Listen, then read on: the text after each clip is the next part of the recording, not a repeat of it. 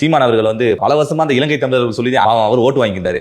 ஏன்னா என் வாழ்க்கையில வந்து மண்ணலி போறியாடா அப்படின்ற மாதிரி அதையும் சொல்லிட்டாரு. இலங்கை தமிழர்கள் வந்து தாய்ப்பாசம் தந்துக்கு இந்த தலைவனை இழந்து வாடுறீங்க, இருந்தாலும் வந்துட்டு அவங்கள பாதுகாக்க வேண்டியது நம்மளோட கடமை அப்படின்ற மாதிரி சொல்லியிருந்தார். திரு விஜய் அவர்கள் சொன்ன கூற்றில் உண்மை இருக்கிறது. ரஜினிகாந்த், திரு கமலஹாசன் போல ஜெயலலிதாவும் கருணாநிதியும் இறந்த பிறகு திடீரென்ற அரசியல் ஆசை விஜய்க்கு முளைக்கவில்லை என்பது உண்மை. எப்போ இறங்கலான்றது தான் அவர் யோசித்தாரை ஒழிய இறங்கலாம் என்பதை தொடக்கத்திலேயே அவர் முடிவு செய்து விட்டார். அதுதான் அவர் குறிப்பிடுகிற அந்த இன்ஸ்டன்ஸ். நாகப்பட்டினத்தில் எனக்கு நினைவு இருக்குது அந்த நிகழ்ச்சி.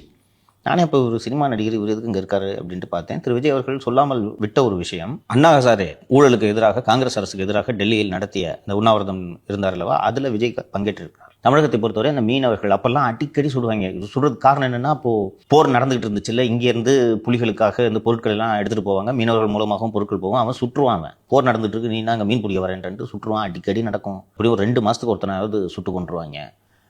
அந்த சமயத்தில் அந்த ஈழப்போரை ஒட்டி ரொம்ப கொதிப்பில் இருந்துச்சு தமிழகமே.